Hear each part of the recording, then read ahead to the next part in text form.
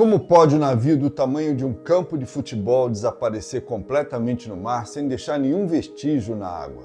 Pois foi o que aconteceu com o navio Waratah em julho de 1909, em algum ponto da costa da África do Sul.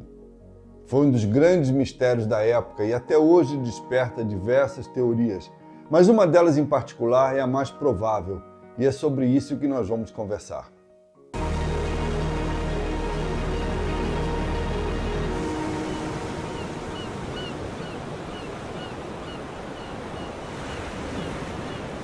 No início de 1909, o Waratah fez a viagem inaugural dele entre a Inglaterra e a Austrália. Em julho daquele ano, ele iniciou a viagem de regresso, com 212 pessoas a bordo, entre passageiros e tripulantes. O roteiro previa 2 paradas na África do Sul, uma no porto de Durban e outra na cidade do Cabo. O primeiro trecho da viagem aconteceu sem nenhum problema e em Durban desembarcaram alguns passageiros, permaneceram outros. Entre os passageiros que desembarcavam estava um passageiro suíço chamado Claude Sawyer. E ele não seguia para a África do Sul, o destino dele era a Europa. Mas ele havia tido uma premonição de que aquela viagem não terminaria bem e decidiu sair antes do navio. Tentou inclusive convencer outros passageiros a fazerem o mesmo que ele. No dia 26 de julho de 1909, o Waratah partiu do porto de Durban. O destino dele seguinte seria a cidade do Cabo, uma travessia curta de 2 dias apenas, mas ele nunca chegou lá. E nunca ninguém soube exatamente por quê. Na noite do dia seguinte, o Waratah foi visto supostamente pela última vez. Ele teria cruzado com o cargueiro inglês Guelph, e como era hábito na época, os navios se identificavam através de sinais luminosos. Não havia ainda aparelho de comunicação naquela época entre os navios. Aliás, o Waratah estava retornando para a Inglaterra, inclusive para receber um rádio pela primeira vez. As condições do mar naquele dia não estavam nada boas. Haviam altas ondas e isso dificultou a compreensão da identificação luminosa entre os 2 navios. O operador do Guelph só conseguiu captar as 3 últimas letras que vinham da outra embarcação. T-A-H. Tudo indicava que era o Waratah, mas não havia uma certeza absoluta. 2 dias depois, quando o Waratah não chegou na cidade do Cabo como estava previsto, tiveram início as buscas e não foi encontrado nada, nenhum vestígio do navio no mar. A hipótese até hoje mais aceita é que o Waratah tenha sido vítima de um fenômeno que, vez ou outra, sem nenhuma lógica ou frequência, muito menos aviso prévio, costuma acontecer no litoral sul-africano, as ondas gigantes. Elas também são chamadas de ondas loucas, são paredes de água que surgem do nada e engolem tudo, inclusive, eventualmente, navios inteiros. Durante muito tempo, a ciência negou a existência dessas superondas. Ela se baseava em estudos que mostravam que as ondulações nos oceanos seguiam padrões lineares de tamanho. Portanto, as ondas não poderiam variar tanto assim de uma para outra. O problema é que elas não tinham testemunhas oculares confiáveis, até porque praticamente ninguém sobrevivia ao encontro daquelas proporções. Elas passaram a ser classificadas como lendas criadas por velhos marinheiros. Até que um dia isso mudou. Na tarde do dia 1º de janeiro de 1995, pela primeira vez, uma onda com proporções fora de qualquer padrão foi registrada e testemunhada por várias pessoas ao mesmo tempo.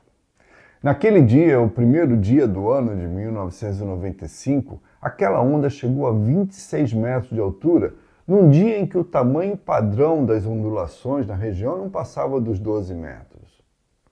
O registro foi feito pelos técnicos de uma plataforma de petróleo no Mar do Norte, a Draupner, e aquela onda foi batizada como sendo a Onda do Ano Novo. Ela não era um tsunami, nem consequência de algum maremoto distante. Era uma onda solitária e absurdamente alta, quase uma anomalia da natureza. Com base naqueles depoimentos e naqueles registros feitos, a ciência começou a analisar o fenômeno das ondas gigantes e concluiu que elas eram formadas através de um processo de sucção das ondas menores adiante dela. Aquilo gerava uma massa d'água descomunal que engolia as ondas menores e formava uma espécie de vale, um buraco no mar, entre a onda da frente e a onda que vinha depois. E isso tornava essa onda seguinte ainda mais alta. Os cientistas também estimaram que a força de uma onda gigante podia chegar a 100 toneladas por metro quadrado no impacto contra um navio, por exemplo. Era quase 7 vezes mais do que os navios da época eram capazes de suportar. Eles aguentavam no máximo 15 toneladas por metro quadrado, como era o caso do Waratah. Mas na época ninguém sabia disso. Muito menos o comandante do Waratah, Joshua Ivory, que no entanto já tinha detectado alguns problemas de estabilidade no novo navio na viagem de vinda para a Inglaterra. E ele esperava resolver isso quando voltasse para lá. Mas a ciência também concluiu que aquele fenômeno só acontecia em certas regiões do planeta mais propícias a isso, como, por exemplo, a costa da África do Sul.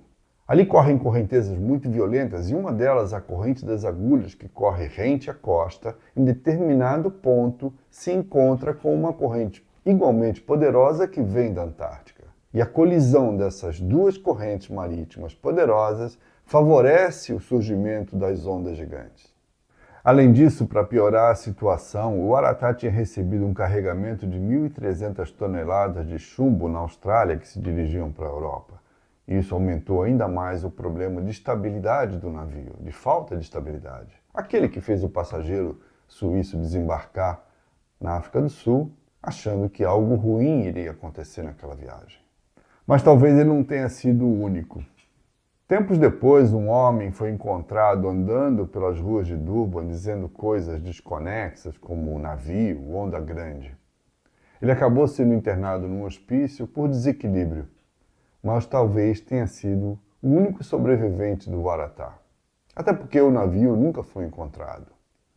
Em 2001, uma expedição financiada por um empresário sul-africano anunciou que havia encontrado o Waratah no fundo do mar, a menos de 10 quilômetros da costa. A notícia causou furor, mas não passava de um engano. O navio que havia sido encontrado era, na verdade, de um navio da Segunda Guerra Mundial. Só que ao lado dele havia um outro casco submerso. E um navio maior, e na verdade um transatlântico, era o Oceanus IV. Ele afundou em agosto de 1991, também por causa das ondas sul-africanas.